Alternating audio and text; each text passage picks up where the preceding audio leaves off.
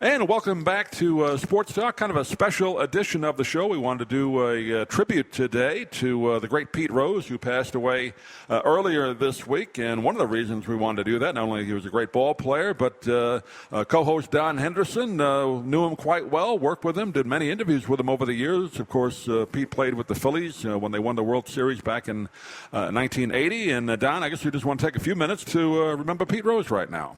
Yeah, I'll tell you, he was probably the most intense ball player you'd ever want to meet.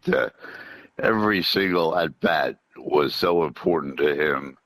A lot of ball players now, and even back through the years, they would throw away an at-bat here or there, and especially when they were way ahead or way behind. Pete never did that. Pete, every single time he walked into that batter's box, or every single time he went to the field, and he went to the field, believe me, when he played for the Phillies, he'd come to Veterans Stadium, maybe 2 o'clock in the afternoon. And he loved to be around the ballpark. He loved to be around players. He loved to jab back and forth with different players. But probably, as I say, one of the most intense players that I ever knew, and didn't have all that ability.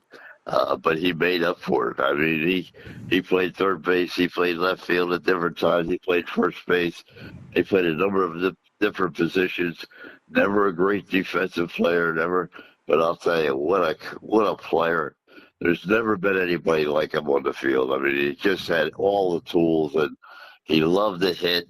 And you can't say enough good things about him as far as his baseball skills were concerned. His other problems were off the field, certainly well detailed, and that's the reason he's not in the Hall of Fame. But it's got to be one of the, if not the greatest player of our era, very close to it. Do you remember, Don? I know you worked with him with the Phillies quite a bit, talked to him then. Do you remember the first time you met Pete Rose? I guess when he came in with the Reds, right? When you were doing the Phillies broadcasts? Exactly right. Bill Giles got all the credit for getting him in. He talked to some outside sources to put up some money, both television and sponsors and so forth, because the Phillies didn't have, or I should say they didn't have, but they weren't accustomed to spending that kind of money. And Pete was going to get a large salary coming in from Cincinnati. And so Mr. Giles got everybody together, and they all contributed to bringing Pete into Philadelphia. And while there, as you said, winning the World Series in 1980 was certainly the highlight, but he had many other highlights along with it. He set the all-time record for most hits. I was there that night, of course, and we had a big press conference after the game. Stan Musial was there, Pete Rose, and a terrific press conference downstairs at Veterans Stadium, and just a great baseball story, just an unfortunate personal story. Yeah, I guess the first time I saw Pete, probably like most people, unless you lived in Cincinnati, were the old Game of the Week broadcasts on NBC with Kurt Gowdy and Tony Kubek. I guess it would probably be early 70s for me, and of course that classic series with the Reds and the Mets, 73 championship series. New Yorkers still have probably disdainful feelings, at least partially, for Pete Rose because of that fight he had with Bud Harrelson, right? Remember that? I certainly do. And the other thing that I remember very well when the All-Star game with Ray Fosse. Oh, right. The funny thing about that, Doug, is that he and Ray Fosse were great friends. He was staying at Ray Fosse's home during that All-Star break. And when he plowed him down at home plate, because Pete's whole intent was to win.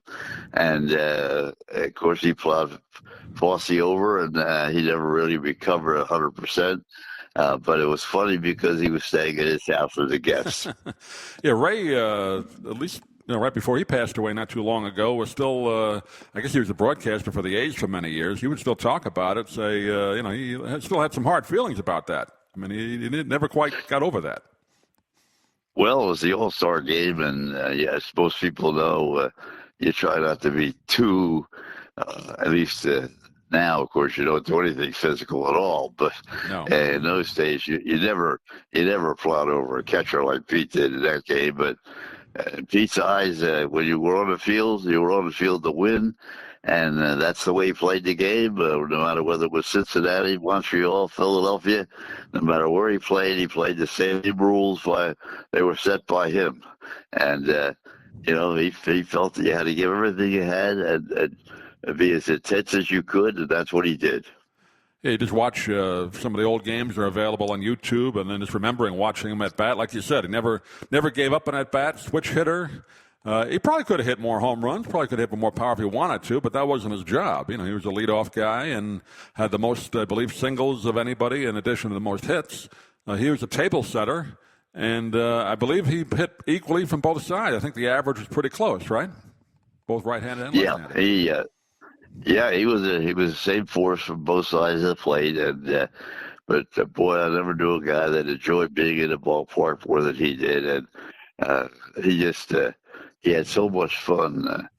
For instance, Mike Schmidt was sort of a laid-back kind of a player, and he changed him in 1980. And the fact that he called him Herbie, he never called him Mike, or he always had nicknames for everybody.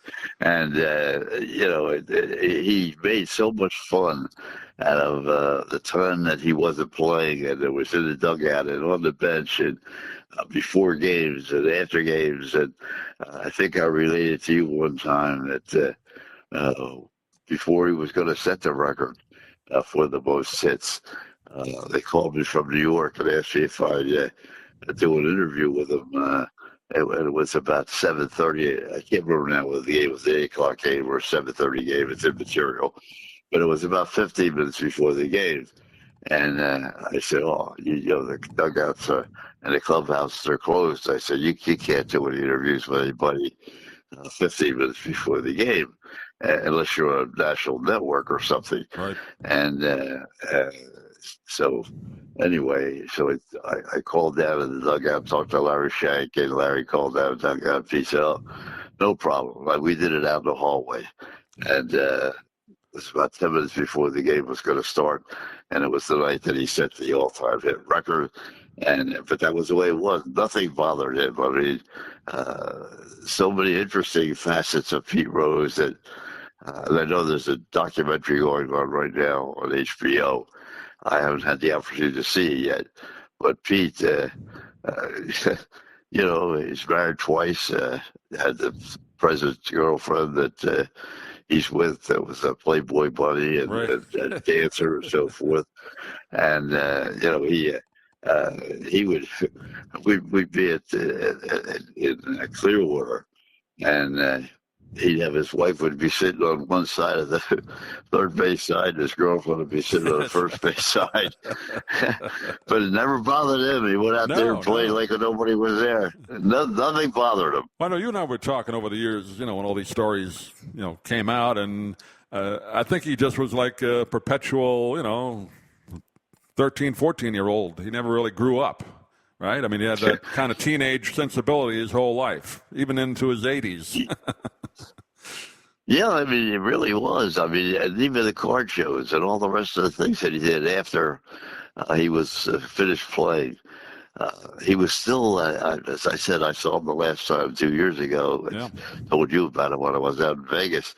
And we did a little thing out there and talked and so forth. And he was in the midst of his card show office, and he'd sell all the memorabilia he had, helmets and so forth.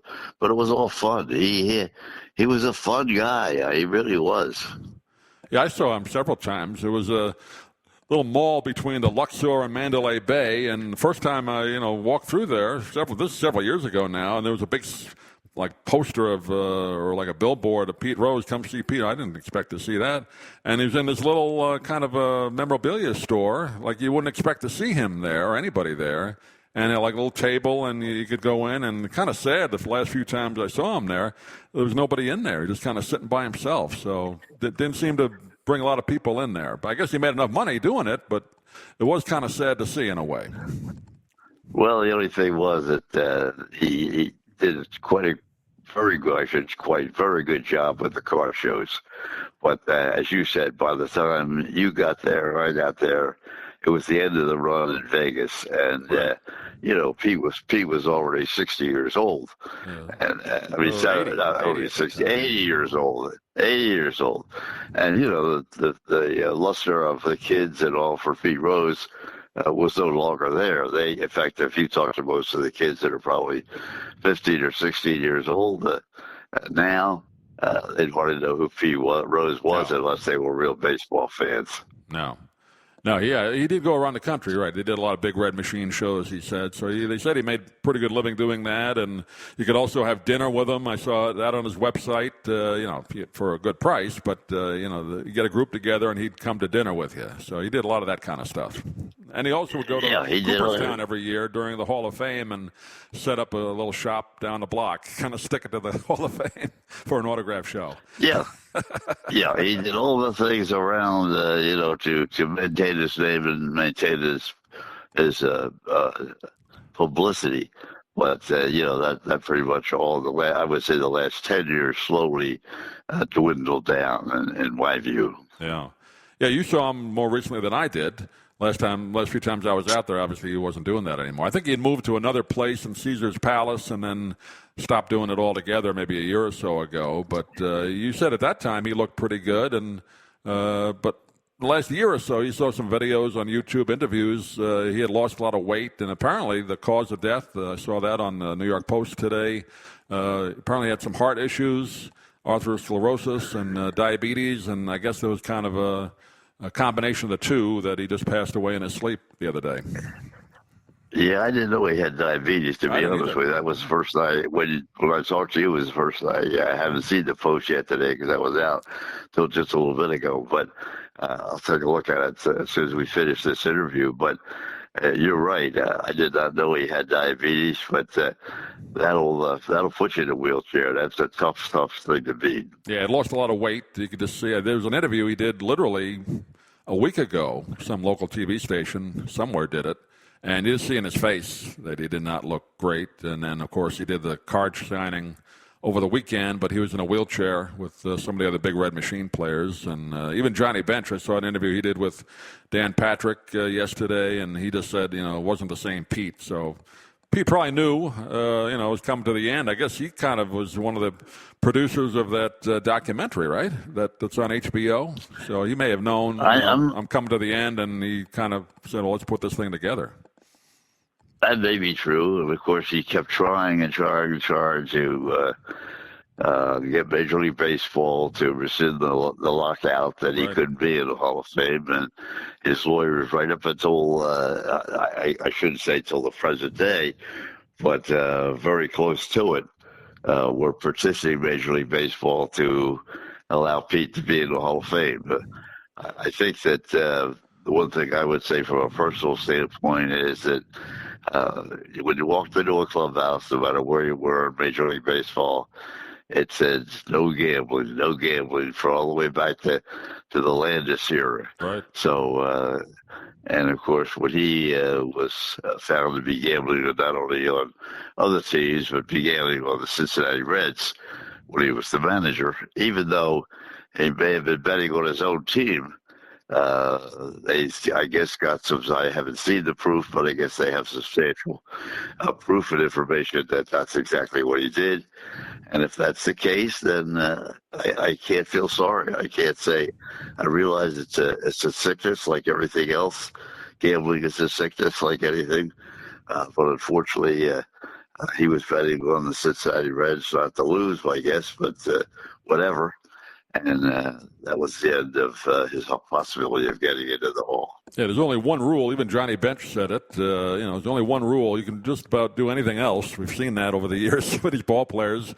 But he said, Johnny said he doesn't, he shouldn't go in. There's only one rule. And you say, well, go ahead, let him in. And he said, well, do you have kids? Do they have a rule? So a rule has to apply somewhere. So I kind of agree with Johnny there. I think he broke the one rule. I do too. That's it. I agree. I agree with Bart Giamatti and all the people that were involved in the final decision that he would not be in the Hall of Fame. Great player, Nobody's going to match his records, I don't think, especially the way the game is played today.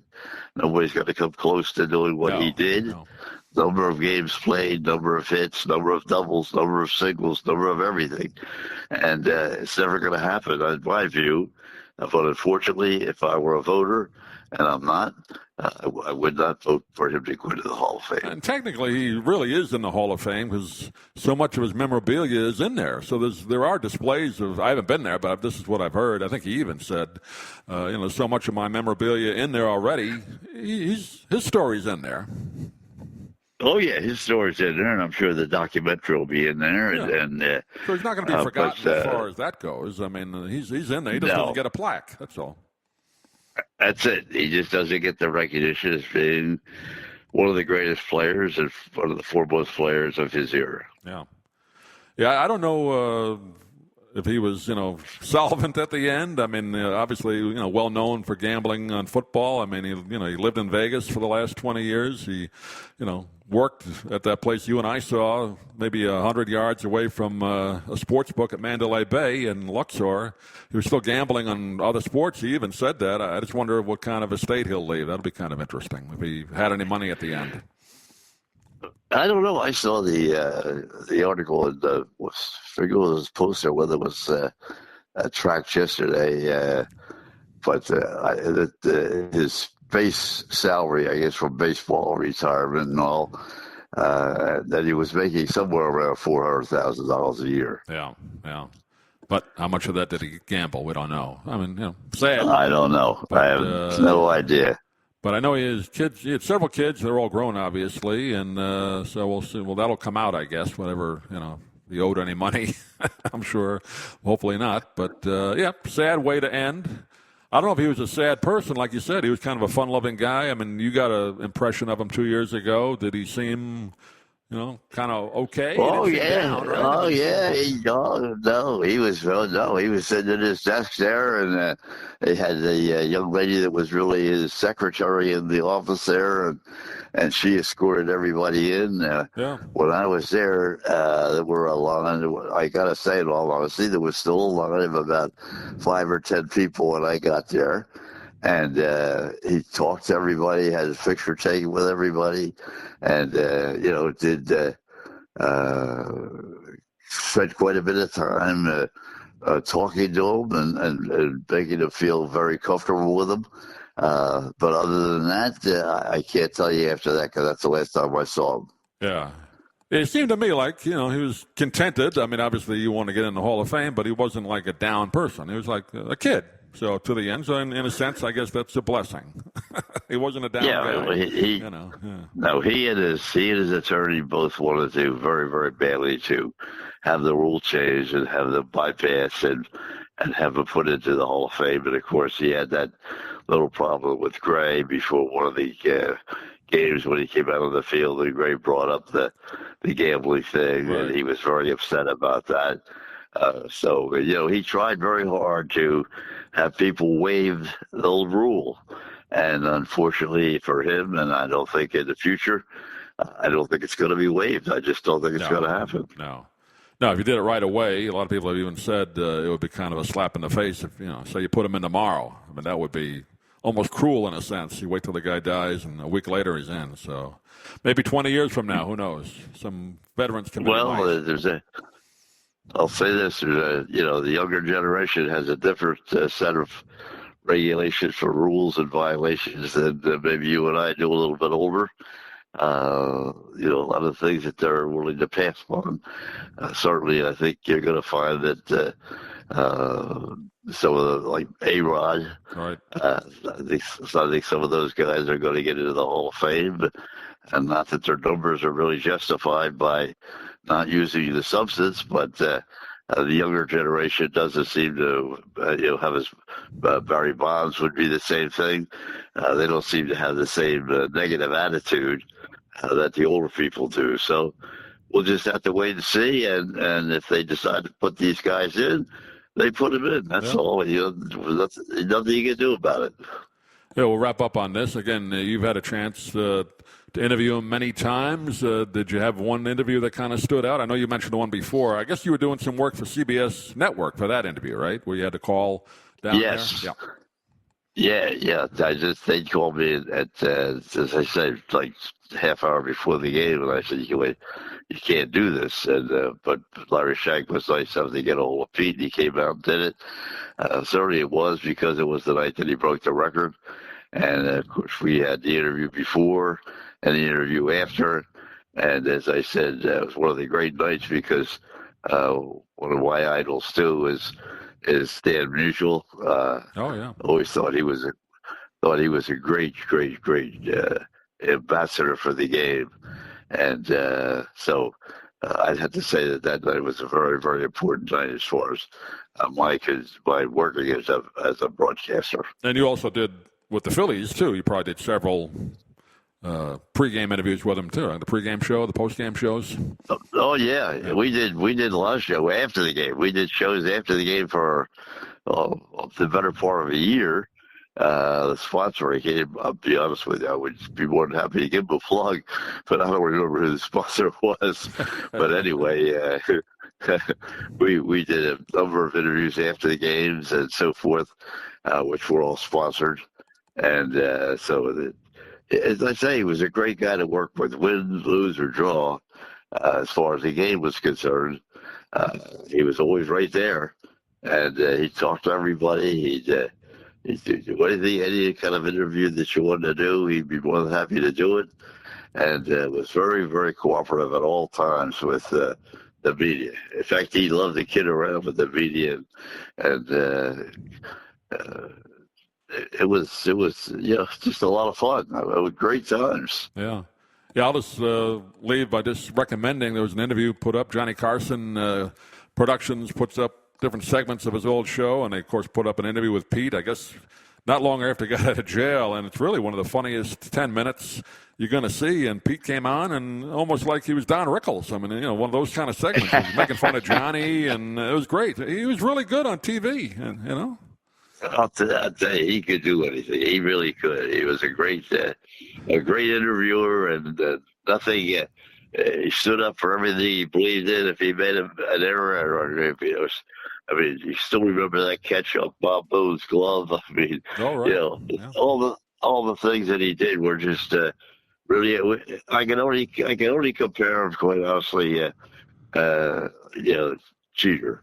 Jeter was always in the right place to make the right play at the right time. Right. And Pete Rose was always in the right place to make the right decision and the right play at the right time. You can't ask for any more than that. Yes, probably the smartest ball player of all time, smartest baseball player on the field, don't you think? He was right up there, I'll tell you.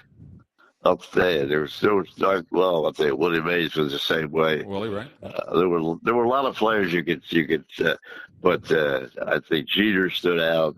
Pete Rose stood out. He was always ready to make the play that would win a game.